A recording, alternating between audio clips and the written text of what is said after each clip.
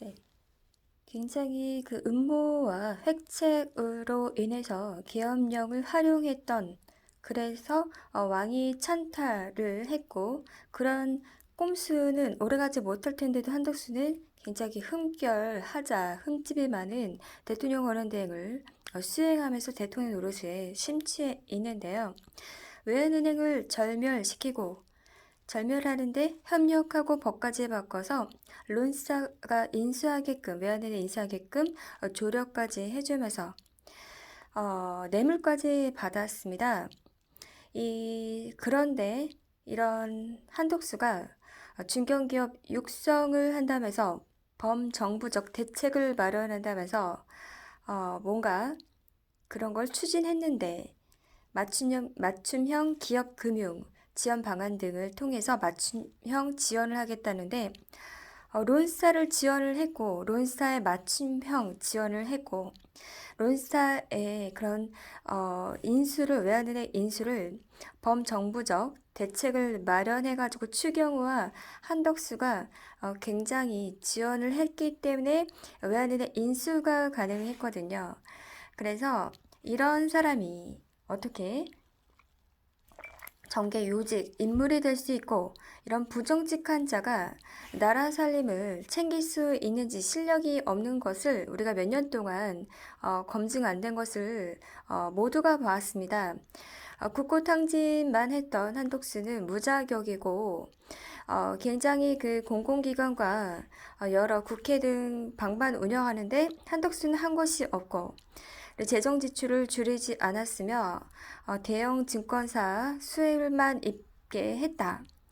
그러면서 한덕수는 뇌물만 수수하면서 삼성 SK하이닉스가 법인세 빵원을 내도록, 영원을 내도록 추경 한덕수가 독려하고 격려하고, 법인세 인상은 안 해놓으면서 그런 것들 법인세를 안 되는 착취에만 가담해서 뇌물을 받았다. 자, 론사가 5조, 6조 정도 국고 손실을 시킨데 한독수는 방입 협력을 했으며 김앤장만 믿고 나라 살림을 방만하게 운영한 죄가 있다.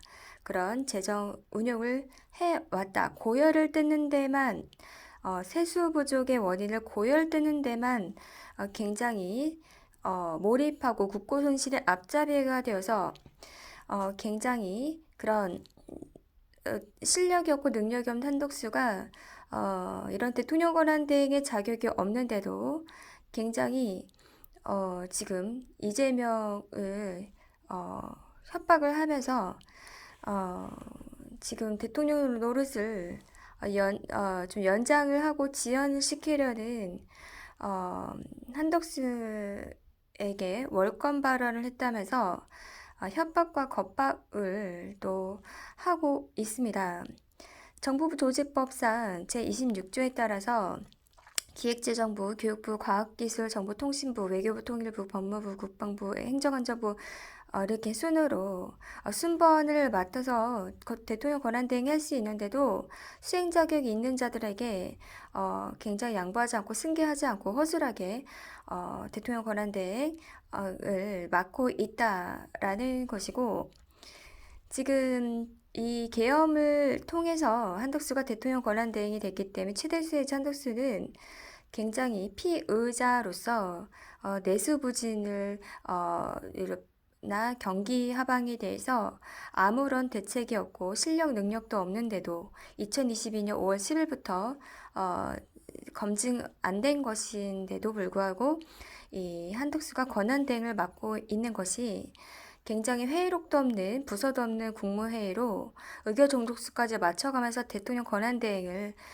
되는데 그런 꼼수를 했기 때문에, 획책했기 때문에 해제를 바로 5분 10분 내로 안 했기 때문에 굉장히 큰 책임이 있는데도, 스펙트럴이 없는데도 이 계엄령 소동으로 인해서 포텐셜이 없는 한덕수가 최대 수혜자로서 주동자이면서도 굉장히 계엄령을 악용했다, 국민을 이용했다, 대통령도 이용했다라고 밖에 볼 수가 없습니다. 그래서 국회는 211명이 투입이 됐기 때문에 이게 많은 인원이 투입된 것도 아니고 편의점에서 라면이나 먹으면서 배를 때웠기 때문에 이건 출동한 것이라고 좀 볼 수가 없다라는 것이고 지금 더불어민주당이 13일에 그 문상호 전 사령관을 정보사령관을 내란죄로 혐의로 고발은 했는데 어쨌든 긴급 체포했다가 하루 만에 석방을 하긴 했습니다. 그 다음에 이제 CCTV를 누가 그렇게 많이 봤는지 그것도 열람을 했는지 계엄령 선포 전후로 누가 이렇게 많이 봤는지를 체크를 해야 되는 것이고요.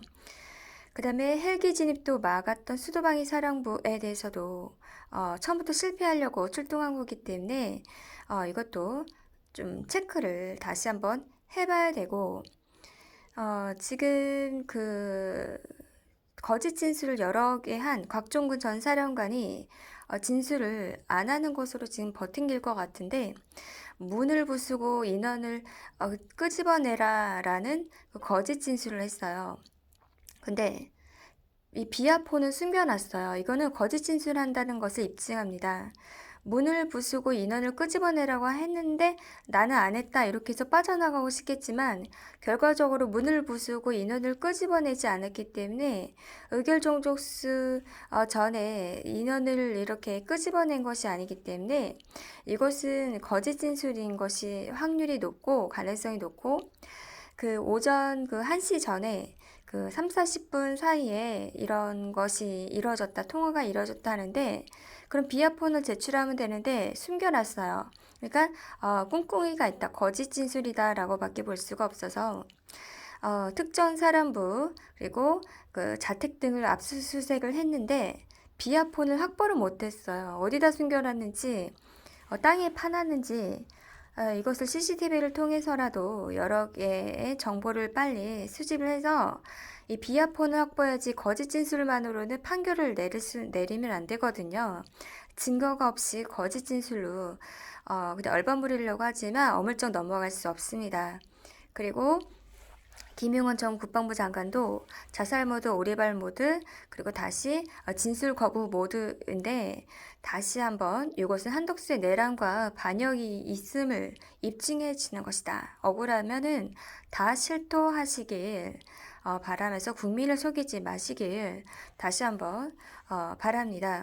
중간선거관리위원회 세습 고용과 세습 채용에 대해서 굉장히 공정해야 되는데 한덕수는 공정한 척 또 안 하고 있어요. 그래서 전자투표와 종이투표가 동시에 진행되어서 얼마나 차이가 있는지 그리고 국민투표로서 총리와 대통령을 함께 또 주권자가 총리까지 선출할 수 있는 주권이 있어야 되고 그리고 명태균 씨와 김종희가 통한 그 은닉한 황금폰을 빨리 확보를 해야 됩니다.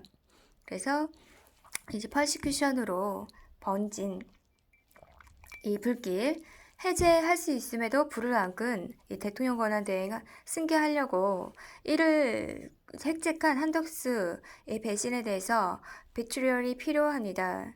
그 다음에 지금 명태균 씨가 찔끔찔끔 편집본을 공개할까 말까 공개한 것도 있고 안 한 것도 있는데 뭐 20%만 공개했다라고 나오지만 100% 공개를 하시길 바랍니다.